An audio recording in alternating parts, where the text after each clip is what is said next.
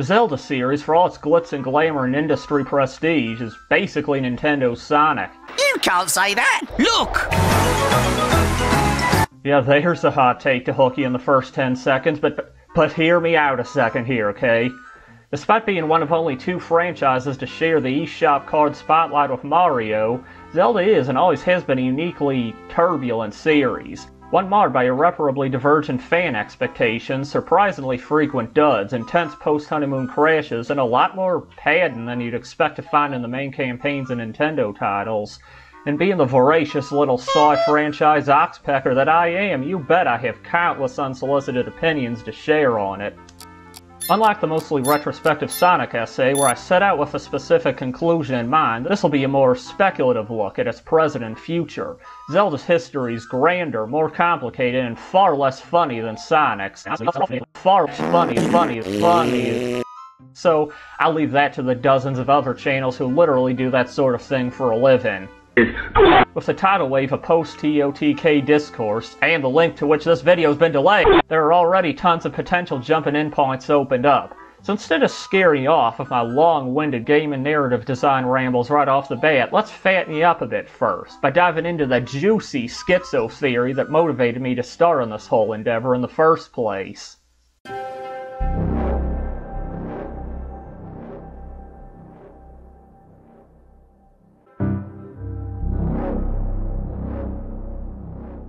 First things first, I like the Zonai. They're pretty cool. It's neat finally seeing a mammalian animal race in Hyrule, and as easily as they could have just been cat or fox or deer people or something like that, the Zonai clear the series' high bar for design with room to spare.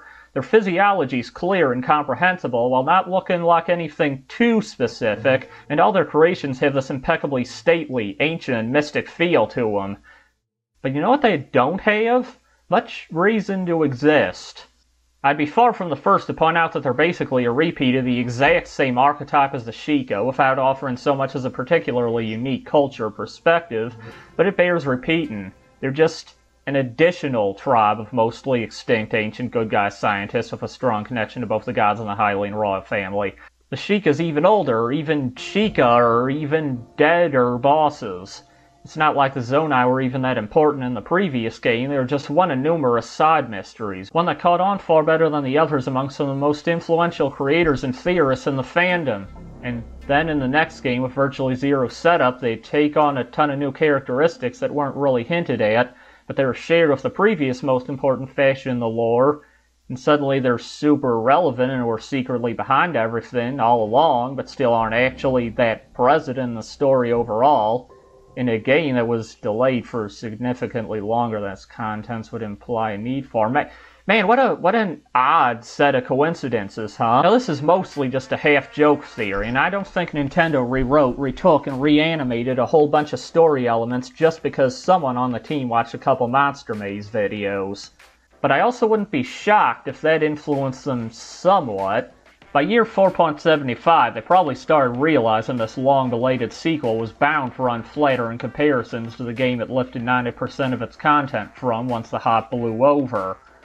What would be a relatively cheap and easy way to squeeze a few extra drops of different from what they already had? I don't know, maybe rewrite the barely present story, give their new Sheikah constructs a Mesoamerican facelift, and design 2 new characters. The only 2 living or even observed members of that one race, you know, the one the diehards are all so enamored with.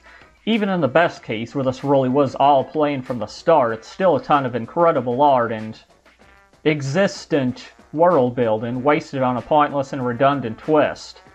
Like, picture this. During the upheaval, a bunch of Zonai escape out from under the depths and start setting up new towns here and there across Hyrule. They warn you about their less civilized brethren who lurk in the darkness, so you always have your eyes out for like Zonai bandits or something while walking at night. But then when you finally do discover the depths, there's just an entire empire of evil Ganon worshippers down there, and you realize the good guy Zonai have just been trapped down there with them for millennia. That's what all the Colosseums were for. They were basically enslaved and killed for sport until Link inadvertently sets them free. And also the bad ones are in league with the Yiga, and they taught them how to construct all their Alright, before I sidetrack myself into just writing a new story for them, let's talk about the closest I really have to evidence for this wild speculation. That being Minoru and her strangely incomplete feel and implementation. What do I mean? Well, Navi, Teodal, Midna, Fi, Ghost Zelda. Link always used to have some kind of conveniently intangible Gale payload to follow him around, right? Comment on enemies and locations, banter about plot details, break the deafening silence, occasionally even undergo an arc, you get the idea. In fact, Breath of the Wild was the first mainline game to buck that trend since Ocarina of Time.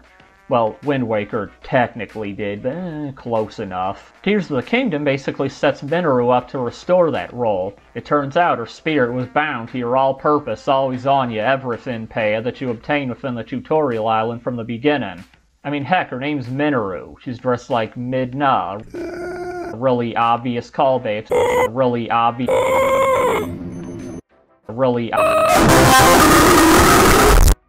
Really obvious callback to the arguable most popular companion in the series, but she just doesn't make her presence in the present known at all until you reach her corresponding dungeon. It feels like a vestigial setup for a system that was started too late to finish, but scrapped so late that leaving parts of it in would be cheaper and faster than cleaning the whole thing up and replacing it with something else. I realize this still don't prove jack diddly squat, but even if there's nothing I can pin down definitively, something's not quite adding up here, right? The entire situation's full of setups without conclusions, conclusions without setups, and when both do exist, the middle part they'd imply should hinge on them just doesn't. The zone I feel like half a poorly worded answer to a question the first game barely even asked.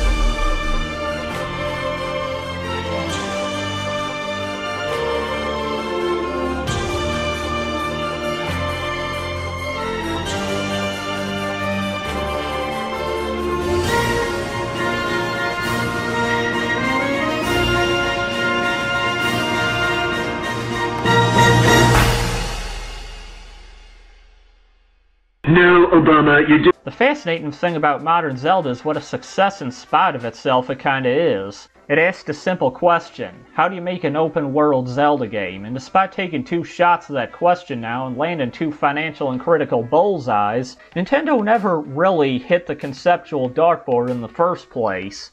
With a meager enemy variety that does the series' iconic bestiary no justice, a lack of satisfying temples, a far more generic progression system that eschews unlocking new tools for numerical power creep, and an avant-garde memory-gathering non-linear story structure, neither of them exactly give you what the name on the tin promises.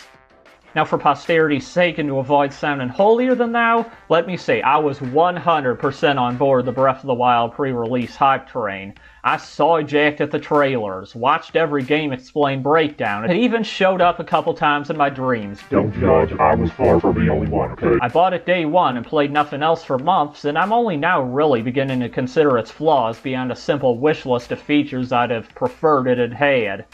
But you know what? Even though I was completely sold, I also got where the naysayers were coming from. If you'd been fiending for the next evolution of the 3D Zelda formula ever since the fan reception road bump that was Skyward Sword, I get why your jimmies would be a little rustled when Nintendo served up a fantasy rock climbing sim with weapon degradation. Also, since I know somebody's gonna say it, no, it wasn't really like the first game either. I think people both overestimate how open-ended that game was and underestimate how much the formula it had already established. Sure, the map was more or less open and not every dungeon was mandatory, but there was still the equipment-based progression system. A lot of things couldn't be accessed or even found without completing other areas, and it'd just generally kick your shit in on a blind first playthrough. I don't care if they were both inspired by some vague feeling of wanderlust whimsy, a game where you earn all your tools in the tutorial and spend the rest of your time grinding the same 4 enemy types for stronger swords. That's not quite Zelda in my books. It's not quite bad, it's good, but it's just not the same thing.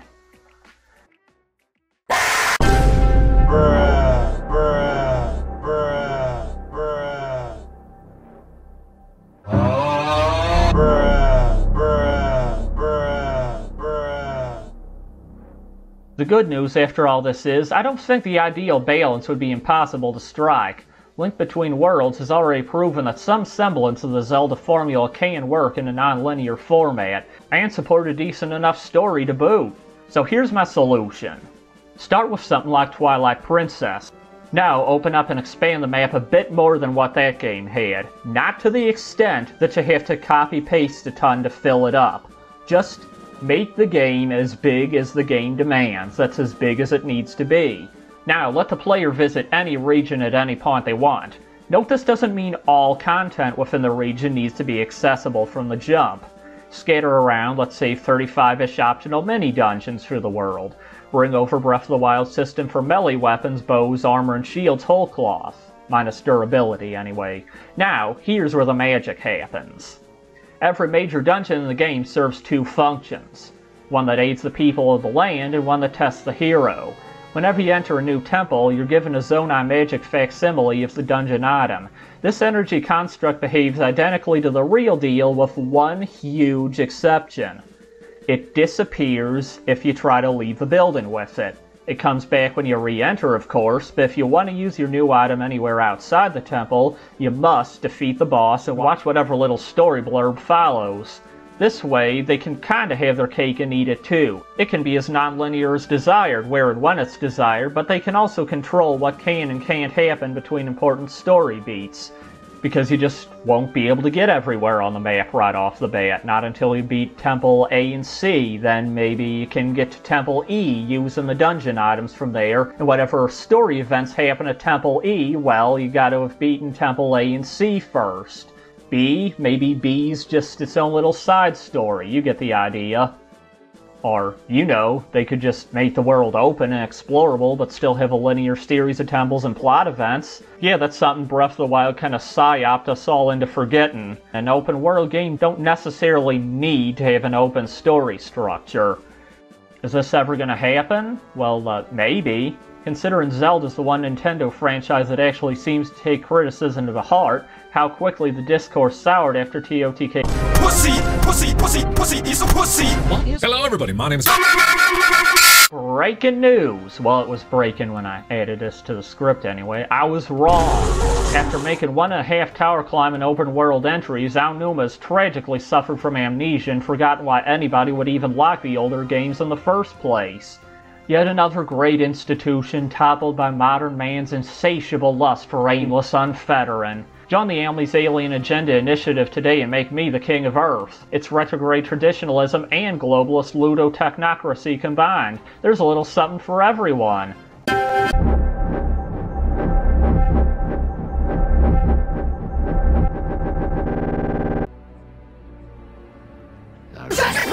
Now here's a very general topic, and one that's certain to ruffle a few feathers, but I think it's potentially the most interesting one.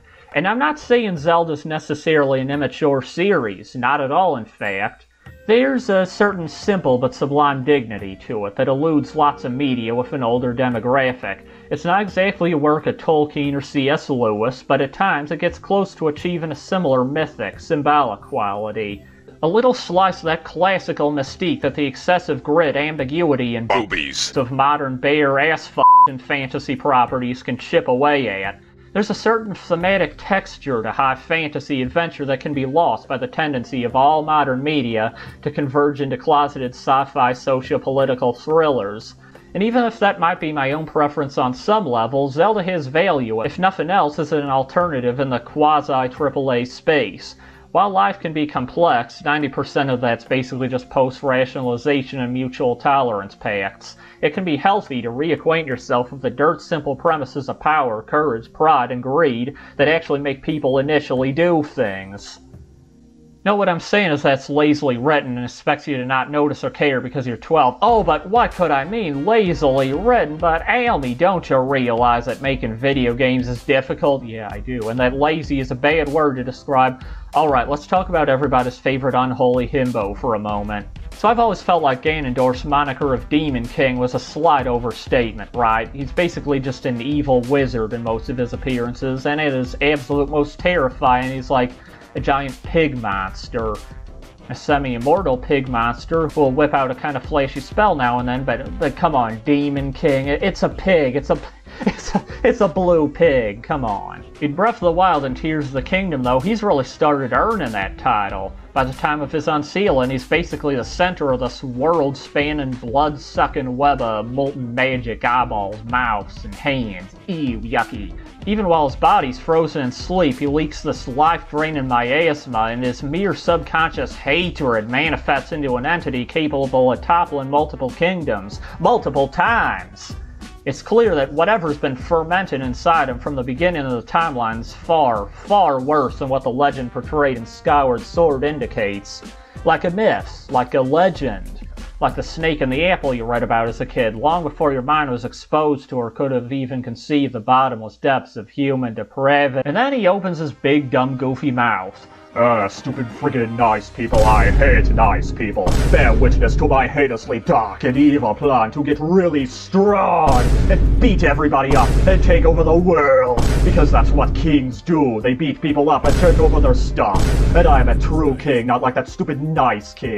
It's just a shame you won't even be strong enough to give me a good fight before I kill you. Every character who ain't either clinically insane or made of black and red smoke still absolutely despises him and is 100% on your side.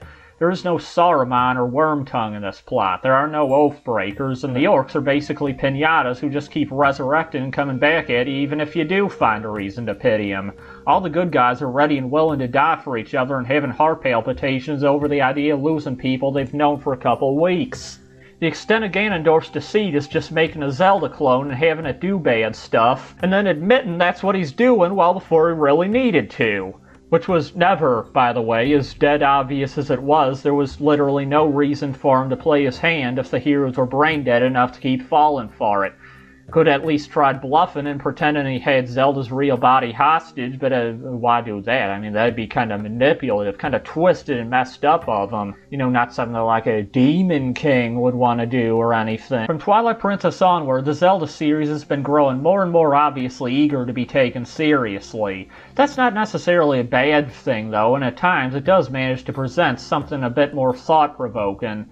The Lorulians attempting to end all conflict by destroying their own Triforce, only for the resultant decay of their world to end with them losing faith both in their gods and in man and turning to worshiping monsters. Who buys that heavy, depending on what and how deep you want to read into it. From its scary new revamped villain to its grand scope to its stunning cinema-worthy soundtrack, Tears of the Kingdom feels like the current culmination of Nintendo's ambitions in that direction. Never before has Hyrule looked, sounded, tasted more like the hot new epic fantasy setting it clearly wants to be. But at the same time, those ambitions have never felt more at odds with the fundamental nature of the product. Not since Link's initial jump to 3D has the conflict been more two-sided, the characters more black and white, the meaning been so non-existent, its presentation so textureless. The worst part is there was a perfect setup right here to do something new and cool. These divine guides descend from the heavens, rebuild a bunch of war and savage cultures from the ground up, establish a new global empire, create a superpowered priest caste, and basically name their king, King of the World. Which, funny enough, that's what Ganon wants too, ain't it? But him and the Gerudo persist as the final holdouts who refuse to join this grand alliance. That is the origin of the conflict. But what if instead of sicking a bunch of landfish on Hyrule, failing, and then immediately falling back on teleports behind you, nothing personnel, Ganondorf functioned as a revolutionary leader in this story? The only thing absolutely set in stone about his character is that he's a Gerudo king, associated with the Triforce of Power, and imbued with Demise's hatred of the gods. Sexy Emperor Palpatine ain't the sole personality that could manifest around those traits, he just needs to be evil and power-hungry. That's it. Imagine, if you will, a Lex Luthor sort of character. A man with ideals in his mind, but no good in his heart. Maybe he parlayed with the various ancient tribes of Hyrule, taking advantage of their own individual interests and ideals to turn some of their populace against Rauru, the pride and ruggedness of the Gorons, the aristocratic ornamentalism of the Zora, the isolated independence of the Rito. What if he used his already substantial power to raise his own circle of dark sages in opposition to the light-aligned ones? Perhaps when he finally gains the Secret Stone, their life forces are linked to his, and they fall dormant with him, only to revive during the upheaval and begin spreading discord among the descendants of their own kingdom. They could even be the bosses of their regions, given terrifying and powerful transformations by their master, instead of just some mindless elemental monsters. We could even see their beliefs clash with those of Link's new sages, and then the ancient sage spears could explain more about that particular sub-villain after the fight. I realize at this point I'm just talking about a completely different plot, but frankly, this sort of idea feels like the bare minimum. The bottom threshold of action and intrigue a game that treats itself with this much reverence should go for. And honestly, it's not even that far off from what the series is willing to imply about its world or entertain for about half an hour runtime. But, well, games that are all lore and no plot are yet another topic that could be its own video. Just take another listen to this music. Picture in your head the sort of adventure that a theme like this seems to promise.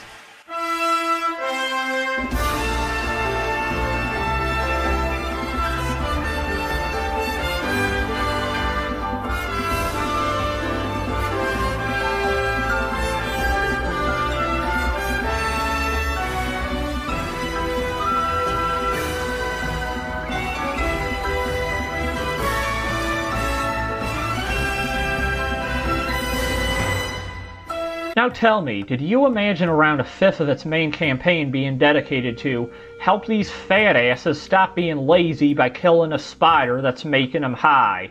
And the sad part is that's actually the most interesting and complex scenario because it comes with a secondary semi-fake out antagonist and a mystery slightly beyond what monster is causing these storms and where's it hiding. You see, this is why Nintendo fans get no respect. It's not the stylized graphics, it's not the low specs, it's not even all the E ratings. It's because Nintendo can put out a game with a reused map and recycled gameplay where you go to some towns and fix the weather by killing 3 bugs and a barfing octopus that undoes its one effective dramatic sacrifice right at the end that explains its 6 or 7 paragraphs worth of lore 5 times over in almost the same way. And people genuinely be pissed when it don't take Game of the Year. I know, all the AAA competitors are too busy fishing for BlackRock bucks to write stories that are anything more than bloated or meandering apologies, but were we really hoping this would be the game to smash and tear its way through with sheer quality, thought, and beauty? This is a franchise where highlight characters are bullies who learn to be nice, and this is an entry that falls short of that bar. The potential is there, and they have all the brand recognition in the world to back their experiments with, but sadly the Big N is far more worried about keeping their franchises as comfort food as possible than developing them. And I get it, because kid appeal or whatever, but I also don't get it, because kids love convoluted lore and frittering away their time on wikis.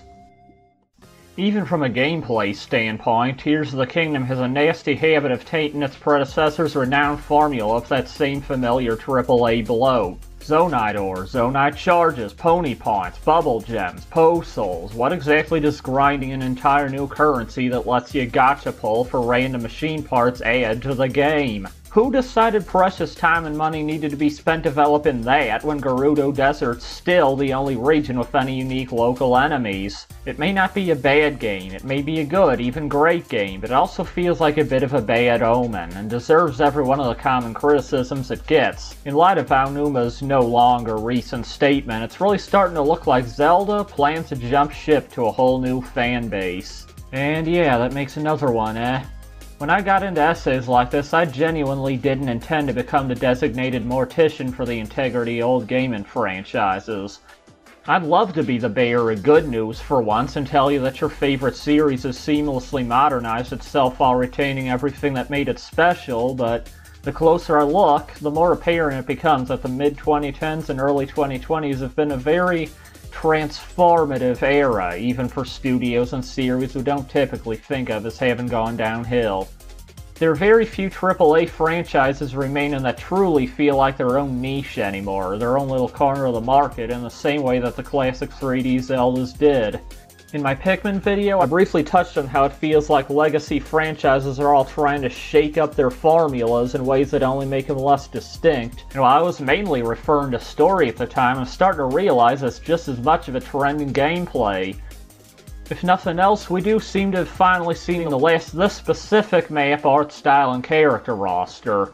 We're 3 games in with no DLC this time around, and if Nintendo's words to be trusted, they feel as though they've done everything they could do with this version of Hyrule.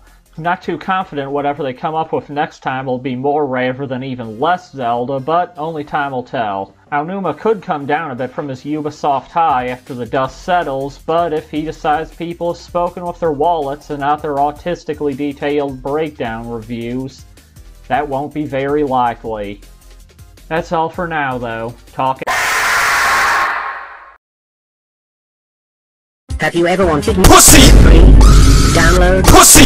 Pussy! free.com. If you don't want to download freeze Pussy!